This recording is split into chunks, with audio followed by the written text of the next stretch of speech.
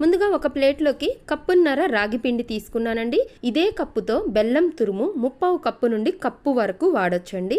ఈ పూల్ మఖానా ఉంది కదా, హెల్త్కి చాలా మంచిది. తర్వాత ఎండు కొబ్బరి ఒక 2 టేబుల్ స్పూన్ల ముక్కలు, అలాగే ఒక 10 బాదం పప్పు, 10 జీడిపప్పు, ఒక 2 టేబుల్ స్పూన్ల గుమ్మడి గింజలు, ఒక గుప్పెడు వేరుశెనగ గుళ్ళు, ఒక 2 టేబుల్ స్పూన్లు సన్ఫ్లవర్ సీడ్స్ కూడా తీసుకోండి. 1 టేబుల్ స్పూన్ నువ్వులు, 1 టేబుల్ స్పూన్ ఫ్లాక్స్ సీడ్స్ కూడా తీసుకున్నాను. స్టవ్ ఆన్ చేసేసి మందంగా ఉన్న ఒక గిన్నె పెట్టేసుకోండి.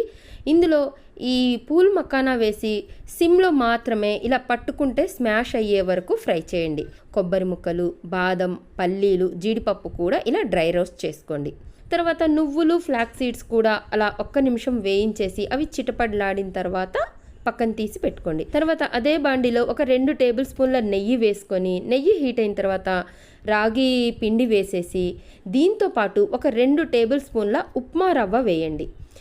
సిమ్లో మాత్రమే ఫ్రై చేయండి. ఒక 7-8 మినిట్స్ వరకు ఫ్రై చేసి ఈ పిండిని కూడా ఒక ప్లేట్లోకి తీసి పెట్టుకోండి. తర్వాత ఇదే గిన్నెలో మనం తురిమి పెట్టుకున్న బెల్లం కూడా యాడ్ చేసి ఒక 1/2 కప్పు వరకు వాటర్ యాడ్ చేసి మీడియం ఫ్లేమ్లో ఈ బెల్లంని కరిగించుకోండి. మనం వేయించి పెట్టుకున్న ఈ డ్రై ఫ్రూట్స్ ఉన్నాయి కదా, వీటిని ఒక మిక్సీ జార్లోకి వేసుకొని మరీ మెత్తగా కాకుండా కొంచెం కోర్స్గా గ్రైండ్ చేసుకోండి. 4 యాలుక్కాయలు కూడా వేసి గ్రైండ్ చేసుకోండి. మంచి ఫ్లేవర్గా ఉంటుంది లడ్డు అనేది. ముందు పూల్ మఖానా, బాదం, ఎండు కొబ్బరి ఇలా బాగా మిక్సీ తిప్పేసుకొని ఆ తర్వాత మిగిలిన కూడా వేసేసి మిక్సీ తిప్పేసుకోండి. ఫ్లాక్స్ సీడ్స్, నువ్వులు మాత్రం మిక్సీ తిప్పలేదండి, అవి అలా పక్కన పెట్టేశానమాట. ఇప్పుడు ఒక మిక్సింగ్ బౌల్లోకి ఈ డ్రై ఫ్రూట్స్ మిక్చర్ని వేసేసేయండి. అలాగే నువ్వులు, ఫ్లాక్స్ సీడ్స్ కూడా ఇందులో యాడ్ చేసేసేయండి. అలాగే మనం ఫ్రై చేసి పెట్టుకున్న ఈ రాగి పిండిని కూడా యాడ్ చేసి వీటన్నిటిని బాగా కలిపేసుకోండి, మిక్స్ చేసేసేయండి బాగా. తర్వాత ఇటు సైడ్ చూడండి, బెల్లం బాగా కరిగింది. దీన్ని మీడియం ఫ్లేమ్లోనే ఒక 2-3 నిమిషాల పాటు బాయిల్ చేసుకోండి.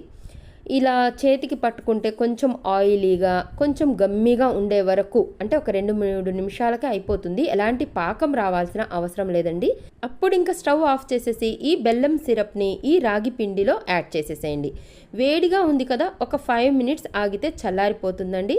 ఆ తర్వాత చేత్తో పట్టుకోవడానికి వీలైనంత గోరువెచ్చగా ఉన్నప్పుడు చూడండి, వీడియోలో కనిపిస్తున్నట్లు కొంచెం తడిగా అవుతుందన్నమాట. అప్పుడు ఇంకా కొంచెం పిండి తీసుకుంటూ లడ్డూలు చుట్టేసుకోండి. మీకు ఒకవేళ లడ్డు చుట్టడానికి రావట్లేదు, పిండి కొంచెం పొడిగా ఉంది అనిపిస్తే 2 టేబుల్ స్పూన్ల నెయ్యి యాడ్ చేసుకోండి.